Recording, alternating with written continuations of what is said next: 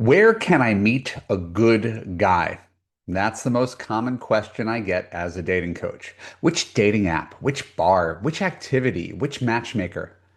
My name is Evan Mark Katz. I'm here to tell you it's all bullshit. This is the Love U Podcast. I want to begin today's podcast with a reminder to register for the Extraordinary Love series, in which I host a Zoom call for high value women seeking high value men. The topic this week: how to set boundaries without pushing men away. Go to www.extraordinaryloveseries.com. And now back to our regular programming. I'm a dating coach for smart, successful women. I have been asked this question in 1,000 different ways. Maybe not 1,000, but maybe five. Where are all the good men? What's the best dating app? Is it better to meet someone at church, through friends, or at a professional networking event? Underneath all of these questions is the same core belief. I just haven't met the right guy yet. And I understand that that is the question. That is literally the question everybody's asking, and everybody thinks that's the right question to ask. But I'm here to share something that might rattle your worldview just a little bit. The problem is not where do you meet good men. The problem, plain and simple, is how you choose your men. And that's hard. That's hard to say. It's sometimes hard to hear. And it's completely understandable why so many women would focus on where to meet men, because real life is not built for meeting people these days. You might work remotely. You might work in a small office filled with other women. You might live in a suburb and your peers are a bunch of married people with kids. So meeting is not part of the day-to-day place. So the normal question is, where am I going to meet him? But then we're left with this sort of powerless thought. If I just get on the right app, the one with all the good guys, then he'll show up. If I move to a city that has more men or better men or more men who think more like me politically, that's where I'm going to find him. If I just attend more events and workshops and meetups, I will increase my chances to meet him. But here's the truth, believe it or not. Good men are everywhere. Right? They are. They're just mixed in with the bad ones. And there's a lot of bad ones. But the good ones are everywhere. There's not a place where we're all hanging out and we just haven't told you about. So the problem is, I see it, it might be different than how you see it, is not access, it's selection. So remember, even in saying this, I'm not blaming you for the lack of quality men. I'm validating your experience that there aren't that many quality men. I'm acknowledging that 90% of guys aren't right for you. And I'm pointing out that if you keep on choosing from the 90%, it doesn't matter where you meet them. Your pattern will repeat. Whether you meet him at a bar, whether you meet him on Tinder, whether you meet him on eHarmony, whether you meet him at church. If you don't fix your picker, meeting men isn't the problem. So this is the flawed logic of, I just haven't met the right guy yet. I just haven't met the right guy yet is comforting because it implies there's nothing you can do to alter your future. The same problem always will persist. It's always the dating app. It's always your city. It's basically all men. So imagine a man who said the exact same thing. You would assume that guy had a big blind spot if you met a guy who said that all of his problems were his city, dating apps, and women. So if none of your previous relationships sufficiently and consistently made you feel safe, heard, and understood, then maybe, just maybe, the common denominator is not men, it's your choices in men. This is not a self-shaming way. This is an empowering, take control of your love life way. Because when you realize that your biggest challenge isn't meeting men or even keeping them, it's choosing the right one in the first place, everything changes. So here's the way dating works for most women, at least the women that I've been coaching for 20 years. So maybe you're single and not actively looking for love, or maybe you're dating online. Either way, there's moments where you feel a little lonely and a little frustrated not to have a partner to share your life with. And so it's rare when you find someone that you click with, someone you like, someone where there's chemistry. And so when one of those guys comes along, you grab them like you'd grab a piece of driftwood if you were floating in the ocean. So whoever this attractive piece of driftwood is, whoever he is, if you're attracted to him and you're lonely, he becomes your boyfriend. If he's interested equally in being your boyfriend. Even if it's rotting and even if there's holes in the driftwood, you will grab onto this man and you're going to make it work because this feeling doesn't come along very often. So, my favorite metaphor is not about driftwood, it's about a train. So, you're standing on a platform. Imagine you're in Europe. Feels good. We're in Europe and there's a platform and it's all a little bit confusing. And you see a train coming and you know you got to get somewhere. So you hop on the train. But you didn't look at the schedule and you didn't look at the sign on the train to see that it's going to Stuttgart when you wanted to go to Paris. Right. So that's the problem is you hop on the train, you don't really pay attention much to where it's moving until you're actually on the train. And once you're on, you can't easily see your way to hop right off. This describes almost all of my clients. In fact, I did an upcoming interview with a man, air in maybe December. His name is Mo Gaudat, and he explained in mathematical terms how people tend to date, which I love because I get this anecdotally. I get this from listening to women and seeing patterns, right? My job is just pattern recognition. There's nothing special about it. You see the same thing over and over. You ask, is this effective? Is it working? Is it getting me what I want? Is it ineffective? Is it pulling me away from my intended goal? And that's how you become a dating coach. So this is a pattern I'm pointing out that is thoroughly ineffective and it's the most prominent one. And this was, again, my new friend Mo's observation. So the way people date, at least in 2025 most often, is that you start sleeping with someone. It starts with sex, not compatibility, not with commitment. You start sleeping with someone, and then the person you're sleeping with decides to commit to you as boyfriend. You decide to commit to him as girlfriend. And although you see some yellow flags in the first month that you're dating, you don't think too much about it because the connection is really powerful.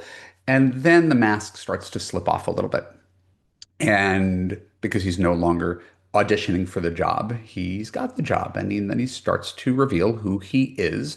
And we discover any number of things that he is selfish and he is short-tempered and he's busy and he's not a great communicator, blah, blah, blah, blah, blah. So you see these red flags sometime between 2 and 6 months, and you ignore them because you like the guy and maybe it's better than having nothing. You certainly don't want to get back online, that shit show. And well, every relationship has its flaws, and you have a pretty high tolerance for pain, and at least he's cute and smart and funny. And then you realize that you're not that happy, and that 6 to 12 months into this thing, the problems that he has aren't going away. And maybe you want to work on it, but he doesn't want to work on it because he didn't ask you to change him. And eventually it gets so painful that you can't ignore how bad your relationship, which started just by hopping on a train, having sex, you can't ignore how painful it's gotten. So then you finally break up with him after a year and a half to find yourself again and take some time off, right, to heal. And then you circle back to online dating 3 to 6 months later. So what you see here, and this happens over and over again when people are single. What you see is that you hire the first intern who knocks your socks off.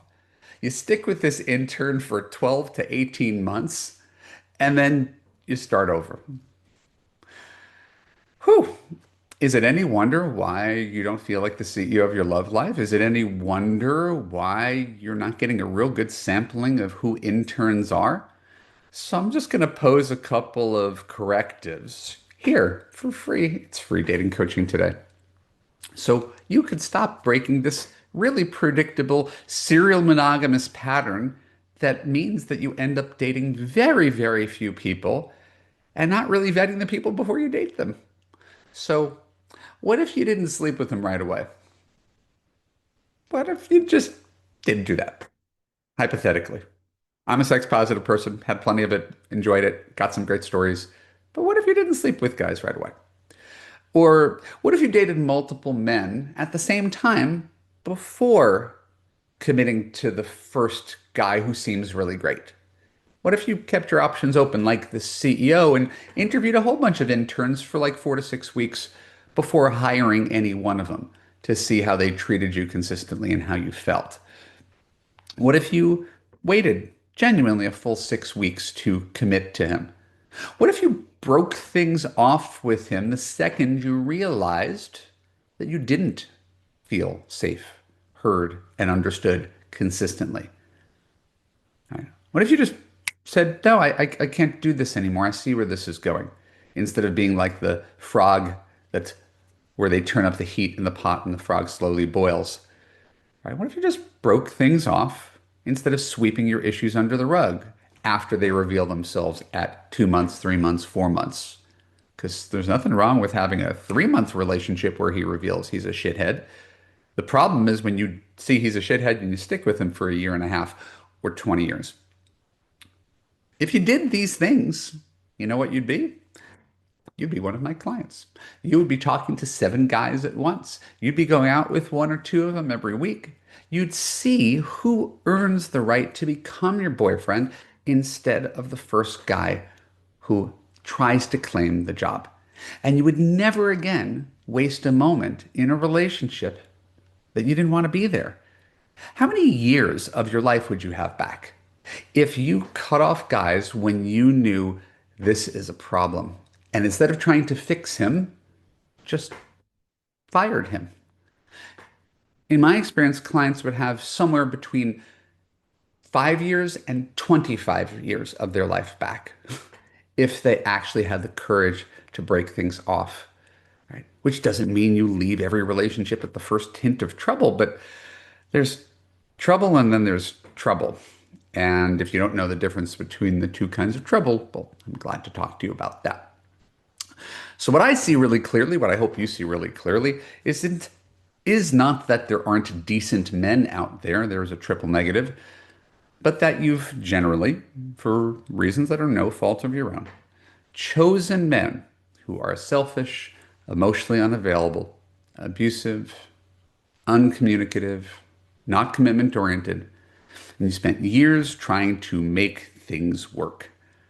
So to be super clear, to circle back to the title, that's not a where do I find him problem. It's not. That's a I haven't been single and remotely discriminating in my choice of partner problem. That should reframe everything. Imagine if you went on 1 date a week, a pre-screen date with a guy you were excited about meeting, not a stranger who you texted once. Imagine you went on 1 date a week until you found a good man. Imagine that process took you 25 dates. That's 6 months from today to be in a healthy relationship. Maybe it was more. Maybe it was 50 dates and it took you a year.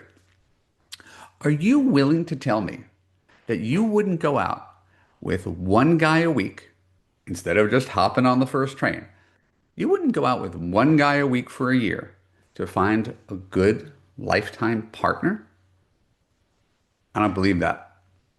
The problem is that you haven't chosen good men before. You chose men you were attracted to and hoped they would turn out good. It's not a winning formula. A guy has to reveal his character to some degree before he's your boyfriend and then continue to win you over while he's in the relationship with you. Choosing the right man is a skill. Just like you learn to build your career or manage your finances, you can learn how to choose a man who makes you feel cherished. In Love U, I teach you how to meet men, date with confidence, understand male behavior, and choose a compatible partner. You don't need a different app, a better city, or a mythical meetup that screens out all the losers. You just need a better strategy. My name is Evan Marquez. This has been the Love U podcast.